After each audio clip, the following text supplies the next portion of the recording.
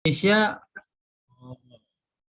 orang-orang Nasrani juga dan yang lain itu tidak segan menggunakan merek mereka. Ya, kalau di antara antum yang pernah ke Bali, ke Denpasar atau ke Manado, itu biasa ada pamflet di luar, ya, tertulis ya, bakso BABI, ya, atau BABI guling. Itu tidak segan-segan itu menulis di pamflet atau spanduk di luar tokonya. Makanya ketika kami dulu di Denpasar, ya, beberapa tahun lalu ada orang Makassar di sana bilang sama kita, Ustadz, jangan sembarang singgah makan di warung. Paling aman di sini itu kalau di Denpasar, warung Padang. Ya, warung Padang. Kalau pondok yang selainnya, walaupun kaum muslimin, ya, apalagi kaum muslimin abal-abal agamanya, itu hampir sama saja itu dengan mereka.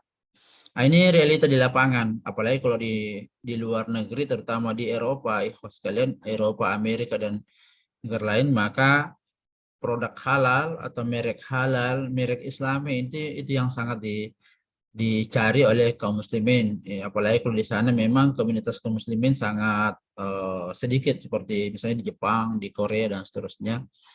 Makanya saudara-saudara kita kaum muslimin, para dosen yang S2, S3 di Jepang itu atau di Korea Selatan, itu mereka di antara mereka ada yang bercerita bahwa memang amannya itu kita beli, misalnya mau makan ayam, ya beli ayam hidup di pasar, ya nanti di rumah baru dipotong. Walaupun itu butuh waktu, tapi untuk menjaga bahwa ini produk halal, ya ini barang halal dimakan, maka seperti itu. Karena kalau kita beli daging tidak tahu, ya apalagi kalau negara-negara walaupun di Asia Tenggara, Thailand, Kamboja, dan seterusnya.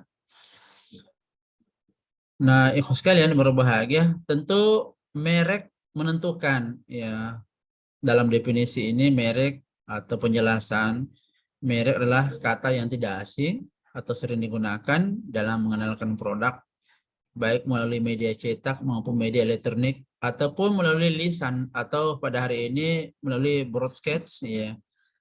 Antum lihat sendiri atau rasakan bagaimana pemilik produk itu membroadcast, ya, iklan-iklannya atau produknya via Japri, ya, atau broadcast dalam sebuah grup WhatsApp atau di Facebook mereka, ya seperti itu. Tentu merek ini tidak lagi menjadi asing ketika sudah ada merek yang menjadi langganan kita, ya kita menyuruh adik kita ataupun teman menginformasikan, maka merek lah yang disebut, ya merek yang disebut. Biasanya lengkap dengan warna covernya dan seterusnya. Misalnya kalau kita bicara merek ya di Indonesia, eh, merek A atau biskuit A atau biskuit B, kita biasa sebutkan. Kalau biskuit A begini, kalau biskuit B seperti ini. Apapun saya tidak sebutkan nama biskuit karena takut saya mengiklankan, padahal kalau saya mengiklankan saya juga tidak dapat bayaran dari produk tersebut. Jadi saya sebut A dan B saja. Makanya ikhwas sekalian, hati-hati jangan menjadi bintang iklan gratis, ya. Kalau suatu saat antum di syuting atau mau buat syutingan pribadi, antum pegang sebuah produk, misalnya air botol minum, tolong dibuka itu mereknya, ya, agar antum tidak menjadi iklan gratis, ya. Kecuali kalau Wahda Water boleh saja, tapi kalau merek lain silahkan dibuka covernya itu, ya seperti itu. Sama dengan apa namanya, baju ada mereknya di kantongnya, tolong ditutup kalau kita mau membuat jenis video klip atau apa, agar kita tidak menjadi bintang iklan gratis, ya. Kecuali kalau misalnya apa, ada di antara mereka memang pemilik produk meminta kita untuk menjadi iklan, maka itu bisa saja, ya. Tapi apa yang menyebabkan mereka berbicara merek? Ya, ini persaingan usaha. Ya, apalagi misalnya di Indonesia, persaingan usaha itu sangat ketat, ya. Baik dalam bidang barang atau produk maupun maupun jasa, gitu Chan. Misalnya, nah terkadang merek ini disertai dengan apa? sejenis statement yang menarik, ya. Menarik misalnya ya, tak apa-apa misalnya orang bicara motor, ya. Honda unggul, ya. Honda selalu unggul, kemudian Suzuki selalu terdepan, itu mirip-mirip seperti itu. Lalu ada Vespa, lebih baik naik Vespa. Itu ini contoh saja, saya sebutkan 3 supaya tidak terkesan mengiklankan satu merek, ya. Jadi bukan sekedar merek saja, tetapi ada kata-kata yang mensupport atau lebih menarik untuk menambah ketertarikan orang terhadap produk tertentu. Baik. Nah, dalam hal bentar.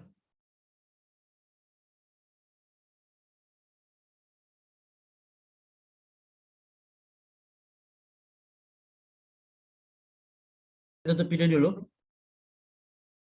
Ikhlas berbahagia. Nah, dalam hal pemasaran tidak hanya memasarkan berupa barang, namun juga jasa.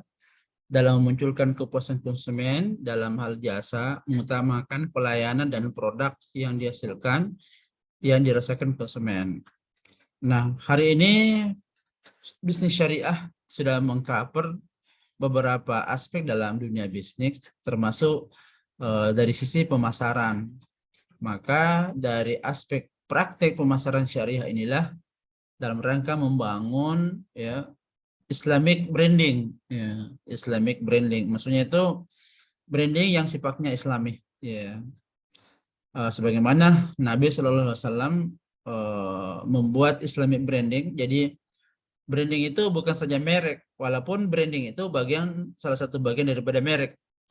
Jadi di branding itu menggambarkan mereknya, kualitasnya, orang-orangnya, kemudian manfaat dari barang yang yang dirasakan itu ya, oleh orang yang mengkonsumsinya, ya.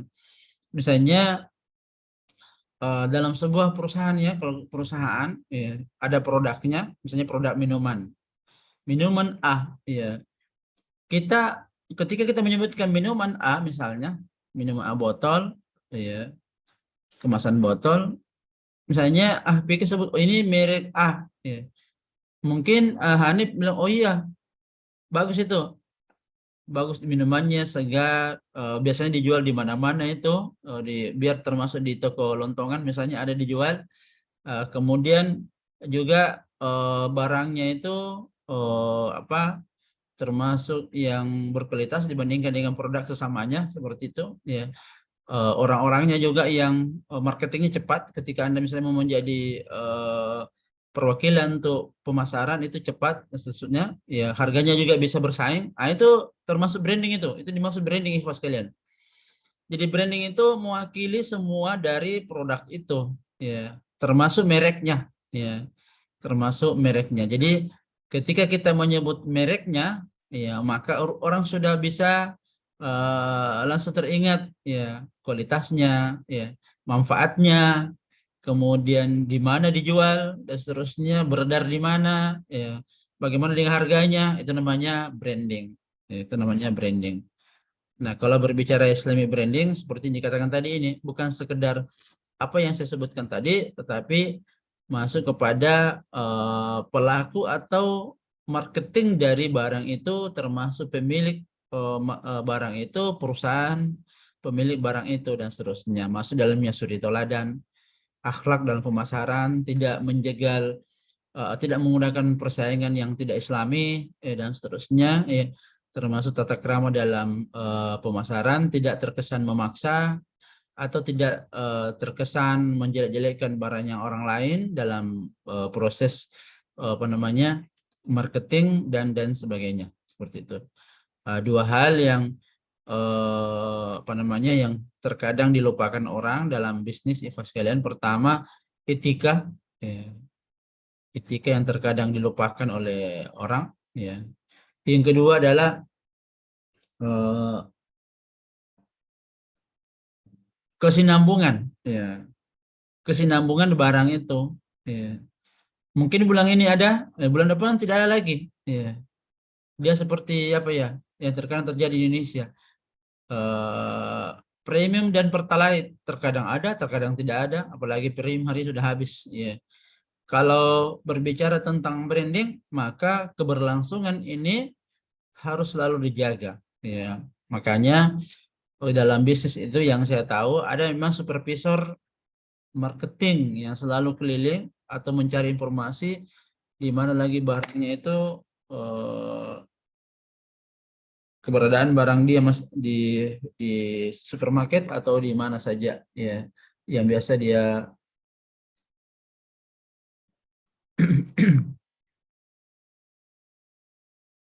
tape di mana biasa mereka pasarkan atau tempatkan ya seperti itu. Kemudian ikhwan sekalian berbahagia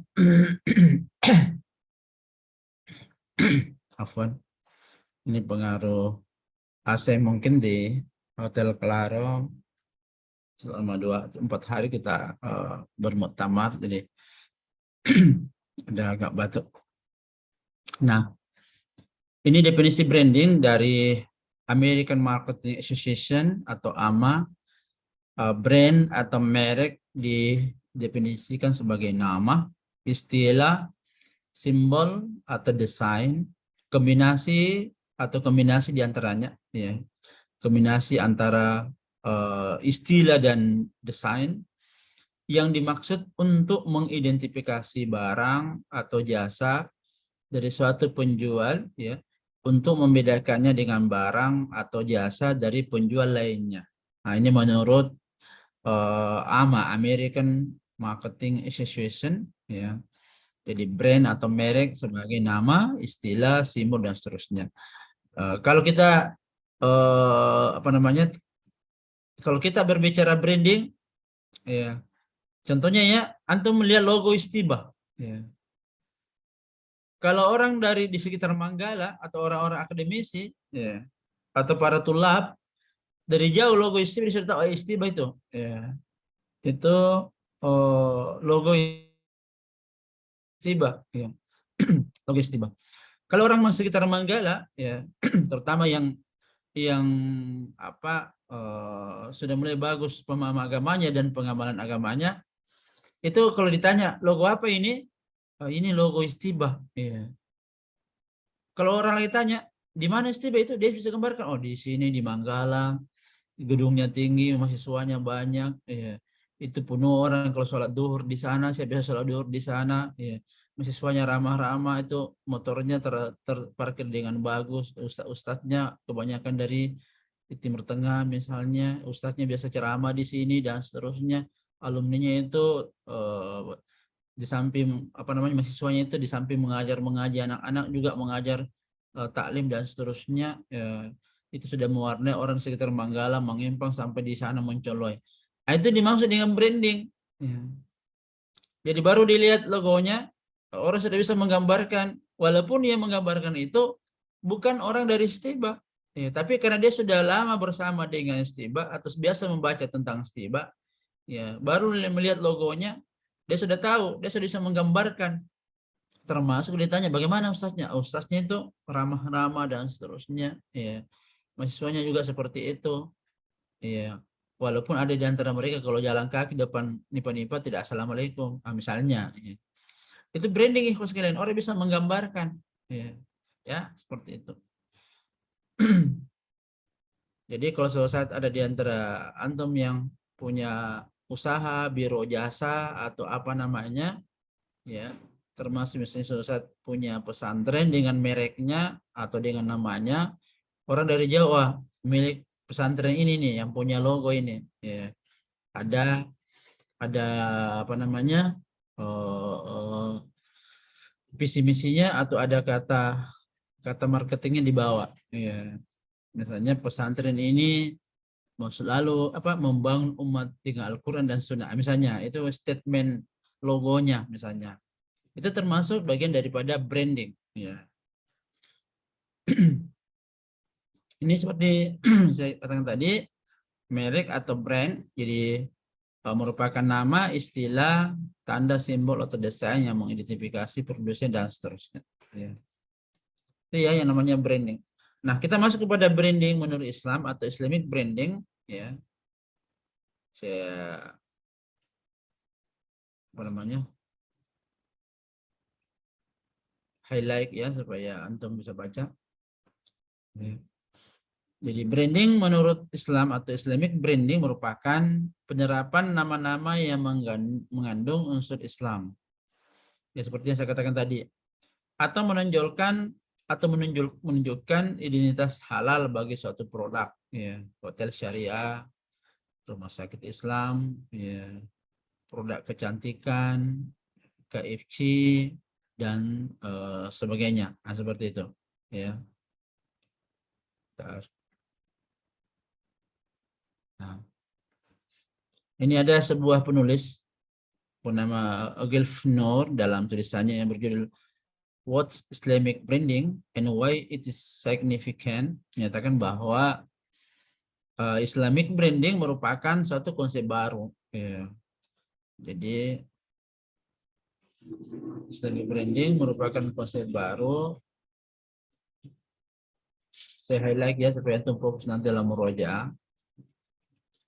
Praktek Islamic branding memberikan merek yang berprinsip syariah yang lebih dominan, memunculkan nilai-nilai Islam seperti kejujuran, hormat pada akuntabilitas, ya, dan pemahaman inti dengan prinsip-prinsip syariah. Ini maksud dengan kejujuran, ikhwas sekalian, sama kualitas mereknya dengan isinya, ya, sama. Misalnya kalau biasanya di sebuah produk itu ada tertulis kandungan atau unsur, ya, ada misalnya sebuah biskuit ada gula, gandum, kemudian apalagi ada berapa seperti itu biasanya, atau gula nabati dan seterusnya, ya. Itu sebuah kejujuran, ya. Kenapa produk hari ini, produk kita pada para kaum muslimin saudara kita misalnya di Makassar ya sebagai contoh, kita sudah tahu kaum muslimin yang menjual, ya. Kita sebut sebuah yang tempoh hari lagi viral dan lagi tren di mana-mana, apang Bugis, ya. Mau maaf yang lain ini. Itu awalnya itu sangat laku di mana-mana, ya. Laku di mana-mana. 1, 2, 3, 4 bulan.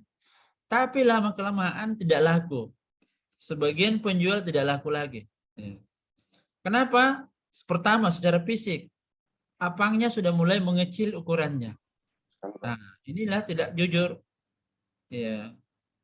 Nah, pelaku bisnis seperti ini itu kesalahan mereka sendiri ketika mengurangi kualitas barangnya. Ya.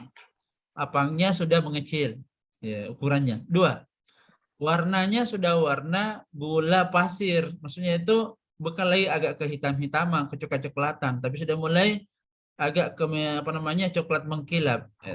Ibu-ibu lebih tahu bahwa kalau menggunakan gula merah asli itu agak kecoklat-coklatan, ya. Itu, tapi kalau menggunakan gula pasir itu tidak kecoklat-coklatan, dia agak coklat tapi lebih mengkilap, coklat muda, ya. Rasanya pun beda. Nah, yang lebih runyam adalah ketika ada di antara mereka menggunakan gula batu. Gula batu itu kentara. Kalau mau rasakan gula batu, ikhwas sekalian, kalau antum beli pukis, kue pukis atau apa namanya kukis, ya, ya mirip-mirip buroncong, ya. Itu gula batu, itu manis sekali. Ya. Ini yang tidak cocok bagi orang-orang yang usia hampir 40 ke atas. Jadi siapa yang bocor itu suaranya? Tolong di mute. Tolong di mute. Sudah?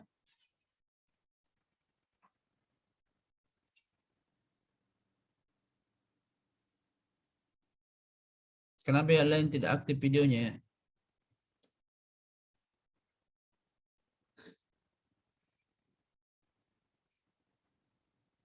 Muhammad Nur Falak di mana?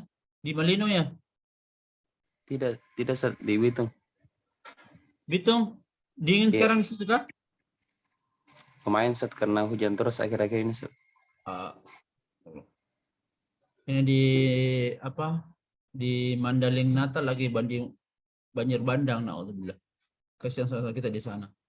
Itu di Mandaling Natal itu kaum muslimin itu mayoritas. cuma namanya ada Natalnya, tapi itu kaum muslimin di sana itu yang banyak, Batak Muslim itu di sana. Ya.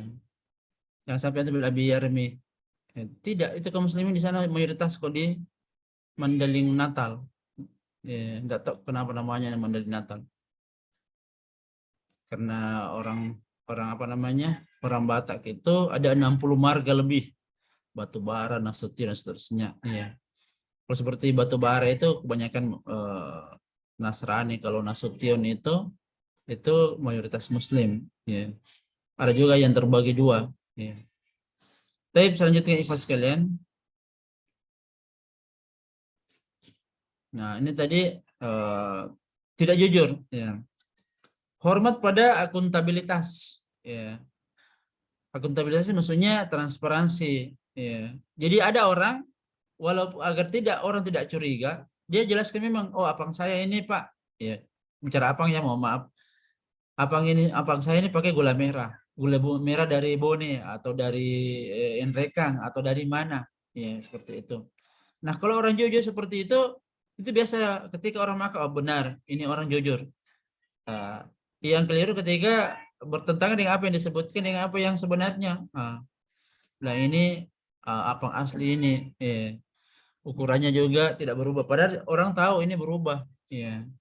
Makanya hari ini banyak itu yang tidak laku apangnya. Ya, sama kalau ikhwah dari daerah bawah, ya dari daerah baru Parepare sampai ke bawah. Ya, dulu singgah belidange di daerah Pangkep sana, di daerah apa itu Sigiri. Mandale, ya Sigiri. Sigiri. Di sini anak.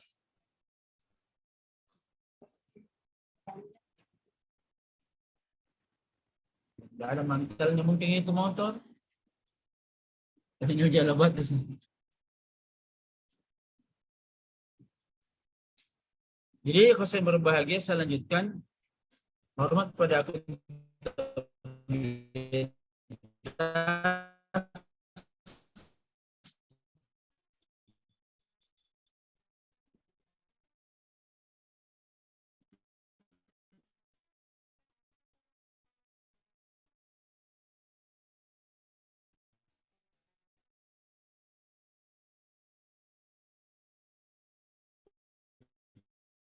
pasar dan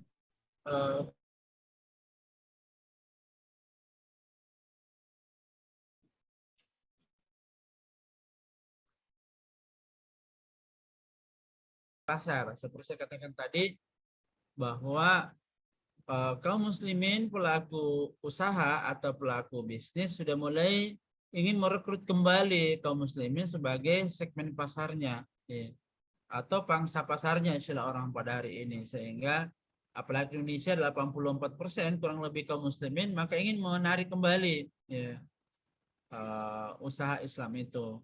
Contohnya hari ini Bank Syariah Indonesia, walaupun di tangan pemerintah, maka pemerintah tahu, ya, kalau pakai Islamic branding perbankan pasti banyak yang tertarik menyimpan dananya di sana. Ya, walaupun kemudian dari situ pemerintah nanti ambil pinjam kepada orang Cina, orang Cina kafir, ya seperti itu.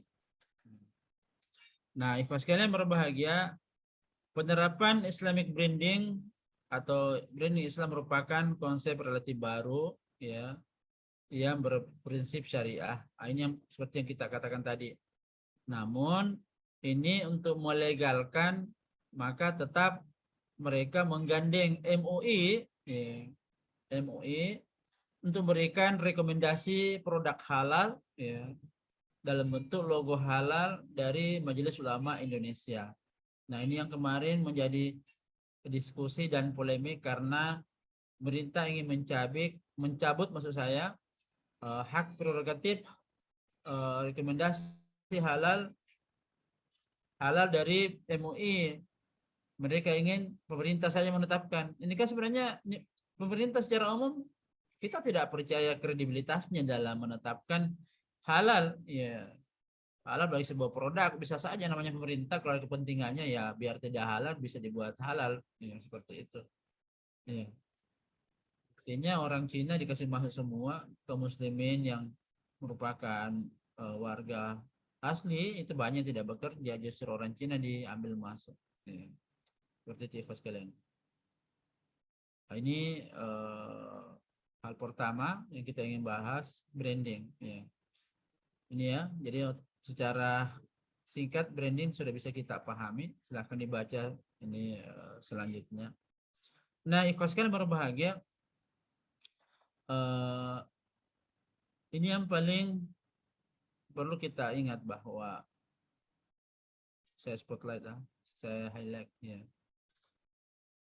Jadi dari sisi ini kita ingin atau para pelaku bisnis ingin bahwa secara sederhana, secara mudah mereka bisa menemukan produknya, ditemukan produknya di lapangan sehingga mereka berupaya menggunakan prinsip syariah dalam bisnis ya, dengan menerapkan etika bisnis dalam Islam, ya, kejujuran, manfaat, ya, terbebas dari kecurangan, ya, seperti itu. Kemudian terkait dengan branding ini tentu tidak terlepas atau tidak terpisahkan dengan namanya trust. Ya. Trust itu kepercayaan konsumen terhadap produk. Ya. Kepercayaan konsumen terhadap produk tertentu. Ya. Karena kalau kita sudah percaya, ya, maksudnya percaya itu kita sudah rasakan kualitas. Kalau itu minumannya bagaimana, bagaimana manfaatnya, bagaimana harganya, di mana bisa didapat, mudah didapat misalnya di mana-mana, maka ini sebuah kepercayaan. Ya. Seseorang tidak akan beralih ke produk manapun walaupun dipengaruhi oleh orang lain. Ya. Makanya kalau misalnya kita musafir 2 atau 3 orang, itu kalau kita beli air botol misalnya, itu biasanya ada yang berbeda. Kalau saya merek A, kalau kita yang 2 saya merek B, ada yang merek C dan seterusnya. Demikian juga misalnya minuman instan, misalnya kopi, ya. Ada kopi ini, ada kopi ini, ada kopi ini dan seterusnya. Termasuk teh misalnya, ada teh ini, ada teh ini, ada teh ini, itu berbeda. Kenapa? Ya berbeda itu dari sisi trust, ya, kepercayaan. Bukan kepercayaan dari sisi kehalalan saja bagi kaum muslimin, bagi kita semua. Ini yang pertama, tetapi kepercayaan dimaksud adalah manfaat yang telah dirasakan oleh dan berbagai hal yang dirasakan oleh para konsumen. Sama kalau misalnya ini ada berbicara bengkel motor, ya, di mana bisa diservis motornya, ya tentu orang lihat kepercayaannya. Ada yang baru beberapa meter sudah mogok lagi. Itu artinya orang yang bersangkutan atau pelaku pemilik bengkel itu tidak membangun trust dalam bisnisnya. Nah, trust itu sangat penting Ikhlas sekalian. Lalu bagaimana membangun kepercayaan melalui Islamic branding atau branding dalam perspektif Islam? Ya. Nah, ini sekali lagi kita tekankan bahwa saya highlight ya. Banyak hal yang mempengaruhi sehingga muncul kepercayaan konsumen kepada produk kita. Apalagi kaum muslimin itu hati-hati dalam mengkonsumsi sebuah produk. Maka ini ada faktornya, indikatornya. Indikator kepercayaan adalah ini. Ada 3 unsur ini. Jaminan kepuasan atau manfaat. Perhatian, kalau misalnya dia biro jasa, perhatian kepada klien, pelanggan, dan keterus-terangan. Keterus-terangan ketika ada hal-hal yang terjadi seperti itu. Kalau bicara bengkel tadi, jangan seperti bengkel orientasinya orientasi uang saja. Masih bisa diperbaiki alat motor yang kita, misalnya motor kita masih diperbaiki, masih bisa dibengkok-bengkokkan atau dilurus-luruskan. Langsung pokoknya ganti ini, tidak bisa diganti. Kenapa? Dia orientasinya orientasi uang. Biasanya orang begini itu berpikir pendek, ya. Tidak menjaga kepuasan pelanggan, tetapi dia justru menumbuhkan kebencian, ya, atau apa namanya, kalau istilah kita menumbuhkan rasa kapok dari pelanggan. Oh, saya sudah kapok dengan bengkel itu, masih bisa diperbaiki atau disemprot-semprot, sudah suruh ganti misalnya dan seterusnya dan seterusnya. Nah, itu yang tiga ini yang harus diperhatikan. Ya. Makanya biasa kita kalau misalnya bicara motor ya kita ke bengkel, bengkelnya bilang apalagi kalau sudah kenal, seperti saya ada punya langganan motor, bengkel motor, biasa disampaikan sebenarnya ini termasuk mobil. Menurut saya bengkel bilang Pak ini sebenarnya sudah lama ini dan walaupun masih bisa dipakai tapi masih bisa dipakai 2 bulan lah atau 3 bulan dia bilang. Tapi ingat Pak, jangan pakai ke daerah mobilnya. Ya, tapi kalau dalam kota masih bisa lah. Nanti kalau 3 bulan atau 2 bulan ada yang Bapak rasakan bisa kembali ke sini diganti saja. Nah, itu namanya keterus terangan. Ya. Ada ada juga bengkel tidak bilang-bilang, pokoknya pakai saja. Walaupun sudah rawan masih dipasang, tidak juga bilang-bilang bahwa sekian tempo waktunya harus kembali dan seterusnya. Nah, sama dengan ini host kalian. Kalau berbicara makanan dan minuman, ya itu karena saya dulu sering beli roti, itu penjual roti itu karena roti itu kan paling sepekan, ya masa masa setelah itu apkir, itu langsung ditulis 5 hari ke depan itu sudah tanggalnya, tanggal sekian sudah apkir. Ya. Itu roti seperti itu, makanya kalau beli makanan sejenis roti yang dibuat secara lokal, misalnya itu harus perhatikan stempel tanggal produk dengan expire-nya. Kalau tidak ada yang tertulis di pos kalian hati-hati. Ya, jangan sampai sudah expire. Ya, itu bahaya bagi kesehatan. Ya, kesehatan ini sangat penting. Ya. Nah, sekarang kita masuk kepada faktor yang terkait dengan membangun kepercayaan dari konsumen. Ya, dalam kaitannya dengan brand. Ya. Yang pertama ada namanya brand karakteristik, ya, karakteristik branding, ya, yaitu mempunyai perasaan yang sangat penting dalam menentukan kepercayaan konsumen serta pengambilan keputusan dalam pembelian, di mana disebabkan pembeli melakukan penelitian dahulu sebelum membeli barang atau jasa yang digunakan. Ini brand karakteristik. Ya, tentu sekali lagi konsumen akan melihat barang apa ini, dibaca dulu apa kandungannya, kapan expire dan seterusnya, di mana produknya ini, PT apa yang memproduksi dan seterusnya dan seterusnya. Ya. Kemudian ada brand effect. Ya. Konsumen melakukan pembelian dari sisi konsumen, aspek emosi konsumen, aspek kesenangan dan seterusnya dan seterusnya. Apa yang dimaksud dengan konsumen? Emosi konsumen semangat untuk membeli dan semangat untuk mempertahankan barang yang menjadi apa namanya kegemarannya. Ya. Misalnya kalau Arsyadi bilang kopi ini kurang enak, ya mungkin Muharrib bilang enak itu, bagi saya itu cocok saya. Dia akan saling mempertahankan merek yang pernah dikonsumsi. Ya. Kenapa dipertahankan ikhwas sekalian? Apa dia punya barang? Tidak. Itu tergantung kepada manfaat yang pernah dia rasakan ya selama mengkonsumsi itu. Yang kedua, memang dia tidak pernah konsumsi yang temannya yang lain pernah konsumsi, jadi wajar kalau saling pertahankan. Ya. Ada di sisi ini tentu tidak bisa saling menyalahkan. Itu kopi yang kau minum itu kopi apa kelas bawah, ini kelas high class, no problem. Ya. Intinya itu yang dimaksud dengan trust. Ya. Dia rela mempertahankan ya, atau menjamin kualitas dari produk yang ada, walaupun itu bukan produknya, ya, walaupun itu bukan produknya. Tapi nah ini yang lainnya bisa dibaca ke bawah semuanya. Ada yang menjadi apa namanya penjelasan wawasan saja ya bos sekalian. Ya. Tidak ada yang terlalu penting untuk kita jelaskan ya seperti itu. Nah ini ada etika bisnis dalam Islam ya. Ini bukan ini yang menjadi asyahid dalam materi ini. Tentu antum sudah tahu semuanya, tapi kita fokus pada branding tadi. Ya. Sampai kepada kesimpulan bahwa strategi Islamic branding merupakan terobosan baru yang dapat diterapkan dalam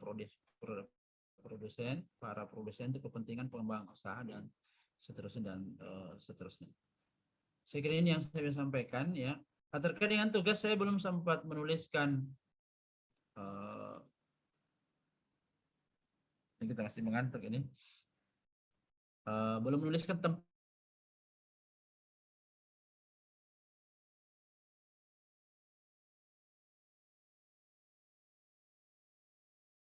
Ya, ini adalah artikel. Jadi bisa langsung mulai di mana? Di muqaddimah dulu atau pendahuluan. Ya, di sini. Ya. Jadi struktur dari, bisa ditulis ya, struktur dari tugas kita. Ya, judul dulu. Apa judulnya? Ya. Misalnya Afiki menulis manajemen sumber daya manusia dalam organisasi dakwah misalnya. Ya, manajemen sumber daya manusia dalam organisasi dakwah. Ya. Pendahuluan. Nah, karena judulnya manajemen sumber daya manusia dalam dakwah, maka dalam pendahuluan ini harus ada dua aspek penting yang disebutkan. Ya. Sumber daya manusia merupakan ini dan seterusnya. Pokoknya sumber daya manusia disebut. Ya. Ingat, ini coba lihat. Ini ada nomor 1 begini. Artinya ini adalah kutipan para ahli. Jadi misalnya API menulis sumber daya manusia merupakan aspek paling penting dalam sebuah organisasi, baik organisasi profit maupun non profit, termasuk dalam lembaga-lembaga sosial. Itu kalau ditulis ya harus cantumkan seperti ini. Ya, harus cantumkan catatan kaki. Ingat, saya berharap ya setiap ada satu kutipan diikuti dengan pendapat antum pribadi walaupun satu paragraf ya. Misalnya tadi Afiki mengutip seperti itu, lalu dia tambah sambung ini paragraf. Makanya dalam realita kehidupan berorganisasi di Indonesia, terutama dalam organisasi Islam, sumber daya manusia ini sangat penting perannya dalam membangun dan memberikan jaminan keberlangsungan organisasi tersebut menuju cita-cita yang telah ditentukan melalui visi dan misi organisasi titik. Nah, paragraf baru lagi bisa mengutip lagi pendapat ahli, ya seperti itu, bisa seperti itu Ikhwas sekalian. Nah di pendahuluan ini kalau bisa itu minimal 1 halaman setengah. Ya. Setelah berbicara tentang SDM, antum bahas lagi tentang organisasi. Nanti ini metode penelitian tidak ada, kita langsung di pembahasan, bukan hasil dan pembahasan, langsung pembahasan. Ini saja yang antum ambil. Ya. Ini saja yang antum ambil info sekalian. Ya. Nah, tentu di hasil ini ya ada beberapa poin yang perlu dibahas. Ya. Pertama definisi organisasi. Ya, definisi organisasi. Tulis sebanyak-banyaknya pendapat para ahli tentang definisi organisasi. Ya. Yang kedua tulis di situ jenis-jenis organisasi, ya. Jenis-jenis organisasi di Indonesia. Ya. Yang ketiga definisi organisasi dakwah. Ya. Yang keempat definisi sumber daya manusia. Ya. Yang kelima peran sumber daya manusia dalam organisasi agama. Ya. Setelah itu poin yang ketiga adalah kesimpulan atau C kesimpulan. Jadi A pendahuluan, B pembahasan, C kesimpulan. Jangan lupa daftar referensi atau daftar pustaka. Ya. Daftar pustaka ikhwas sekalian, saya ingin semua daftar pustaka yang terbitan 10 tahun terakhir. Ya. Jadi kalau ini 2007 tidak masuk. Yang masuk itu di sini nih. 2015. Ya. Jadi 10 tahun terakhir itu artinya terbitan 2011 sampai 2021. Ya. Kalau tidak ada bukunya, terbitan terbaru dari buku itu jangan diambil. Ya. Cari dari jurnal. Ya. Ini buku ini seperti ini buku ini. Ya. Ini terbitan 10 terakhir. Ya. Ini yang namanya ini juga sudah masuk. Tapi ini artikel. Lebih baik cari artikel. Ini artikel ini seperti ini. Ya. Bagaimana cara mencari apa namanya? Bentar saya perlihatkan.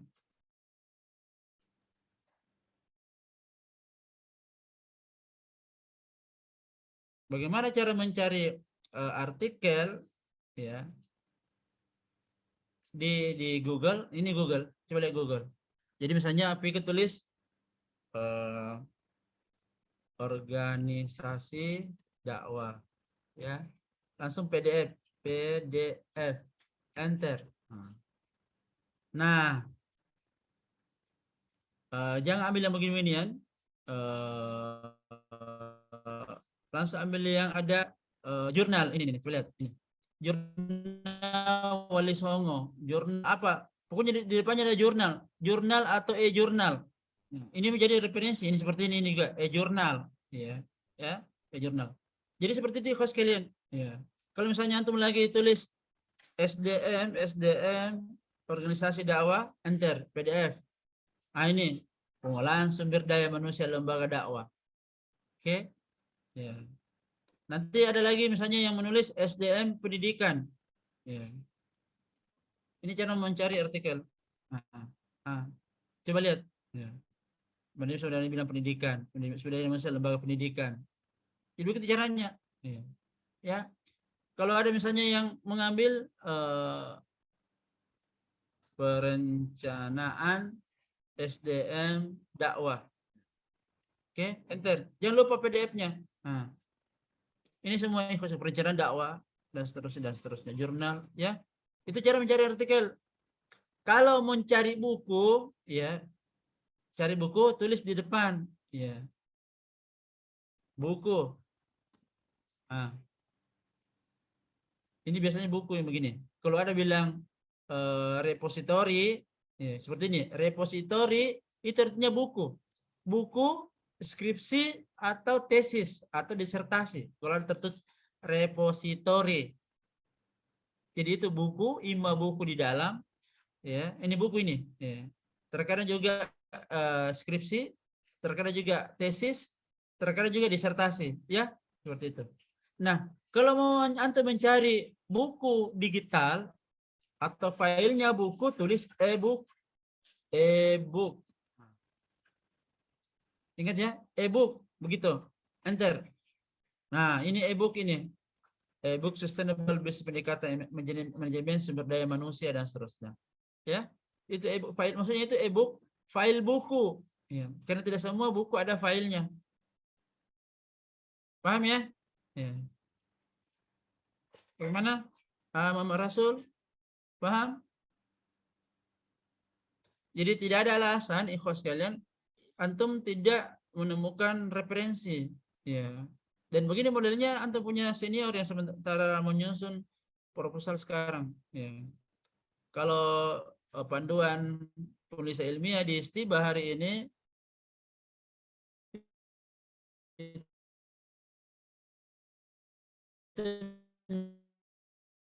memang menerima, ya. Kalau terbitan 2000 itu sudah kadaluarsa, sudah 20 tahun. Sudah banyak tulisan baru, walaupun dengan substansi atau dengan tema yang sama, sudah banyak ada buku baru dan sebagainya sebagainya, ya. Anda berharap bahwa referensi dalam makalah itu jangan terlalu sedikit, ya. Jangan terlalu sedikit. Kalau orang menulis makalah itu minimal 10, ya, 10 referensi. Lebih banyak lebih bagus, ya, seperti itu. Tapi ingat, jangan kutipan semua. Setiap ada kutipan, antum berupaya mengomentari, ya, seperti itu, ya. Tapi tidak boleh antum komentari saya berpendapat, ya, saya selaku mahasiswa PM5 berpendapat. Tidak, tulis saya langsung, ya, fakta yang ada di lapangan, ya, atau wawasan antum, ya, seperti itu. Wawasan dalam sebagian orang misalnya memiliki wawasan sebatas ini misalnya tentang manajemen organisasi dakwah. Namun di kalangan mahasiswa misalnya bahwa kalau mahasiswa terutama mahasiswa institusi pendidikan Islam, mereka sudah memiliki wawasan tentang organisasi dakwah karena sejak kecil mereka sudah punya pengalaman dalam organisasi dalam skop mikro seperti remaja masjid, remaja perkumpulan remaja kampungnya dan seterusnya. Jadi seperti itu. Jadi mari belajar untuk berbicara mengomentari apa dalam kepala kita. Sebagaimana kalau antum ceramah, ya. Ya. Orang biasa bilang apa saya mau tulis? Apa yang antum biasa bilang? Kalau antum cerita di mana? Di teras masjid 1 jam biasa cerita panjang lebar, ya. Pada kalau itu dibukukan bisa setengah bab, ya. Itulah yang ditulis, ya. Itulah yang ditulis, ya. mari mengerem atau mengingat apa yang biasa antum komentari ketika antum berada di ma'had, coba tuangkan dalam tulisan. Ya. Ambil satu tema, pohon nangka, itu bisa 10 halaman itu bicara tentang nangka. Ya. Pohon nangka di belakang masjid dekat tempat wudhunya akhwat. Ya. Pohon nangka ini ketika saya masuk di Istiba, setingginya baru kira-kira 1 meter. 2 tahun kemudian ini seperti itu. Ya. Seiring bertambahnya ranting dan lebatnya daunnya, maka semakin banyak juga sampah di bawahnya. Itu contoh bagaimana orang menuangkan isi otak. Ya. Pada ikhwas sekalian berbahagia kelemahan kita hari ini karena tidak mengikuti budaya para ulama dalam menulis. Ya. Ulama kita itu menulis. Ya, kalaupun hari ini ulama kita tidak menulis, itu dalam ceramah-ceramahnya ada muridnya memang yang menuangkan dalam bentuk tulisan. Contoh ustaz kita di Istiba, ustaz kita Ustaz Habibullah, itu nanti terbit banyak bukunya karena rekaman dari para ikhwah yang bertugas memang merekam. Jadi ada syarahnya Arba'in Nawawiyah berapa jilid itu ditulis, direkam oleh ikhwah dan akhwat yang memang khusus untuk itu, lalu dibukukan. Ya. Seperti itu. Nah, kalau misalnya antum sulit untuk membuat tulisan langsung, rekam dulu. Ya.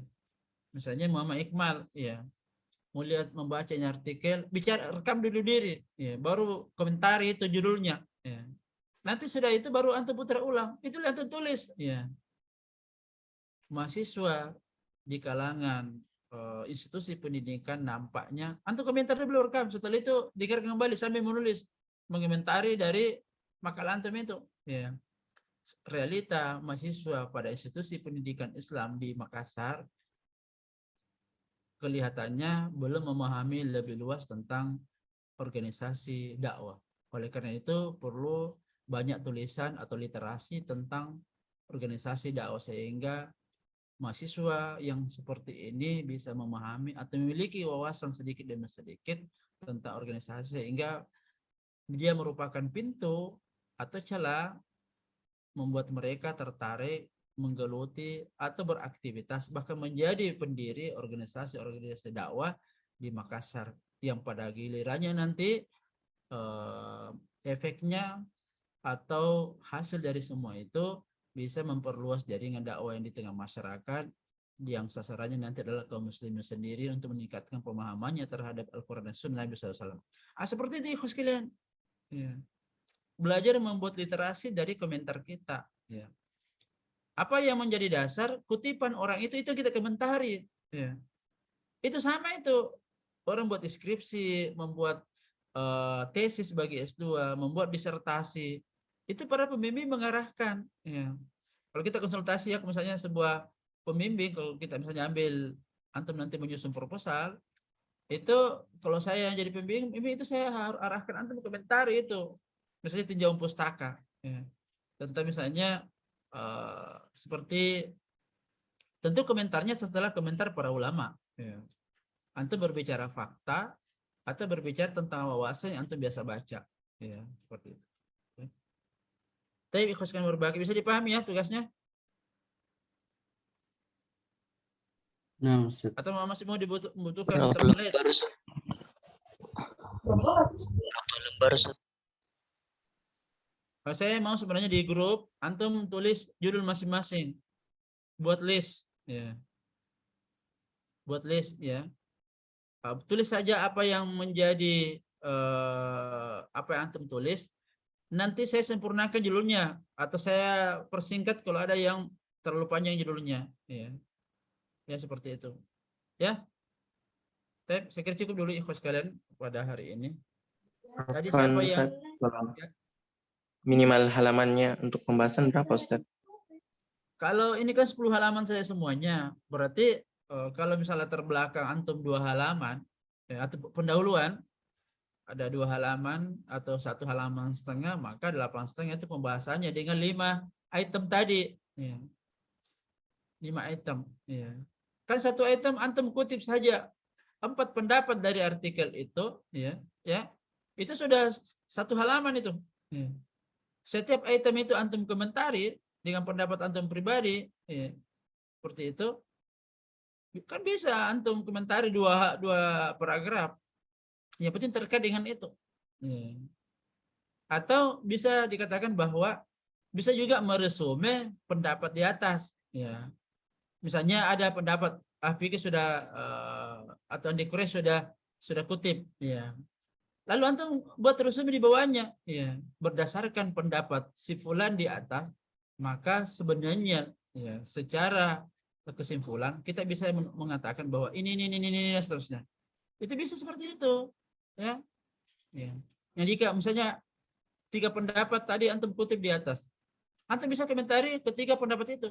Jika kita kaitkan antara pendapat pertama dan pendapat kedua yang kelihatannya bertentangan, maka sebenarnya bisa kita mengambil salah satu di antara pendapat tersebut. Ya. Jika orientasi kita begini, maka pendapat pertama yang bisa kita jadikan rujukan.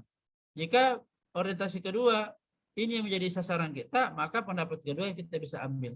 Jadi begitu namanya komentar. Ya. Bukan asal komentar, tapi ada kaitannya dengan pendapat orang yang telah kita kutip. Gitu ya, ikhwas sekalian. Ya. Semua juga penulis begitu. Biar dokter begitu juga caranya. Ada sandarannya dia berkomentar. Ya, seperti itu. Ya. Tadi siapa yang kasih saya jadi host? Piki ya? Ustaz. Mana Piki? Kenapa hilang dari sini? Saya jadikan Hadir, host ya. Ya. Sudah cukup ya ikhwas sekalian. Ya, silakan murojaah ya. Masih ada waktu 30 menit tapi saya izin dulu ya. Tolong dijawabin siapa yang tidak hadir.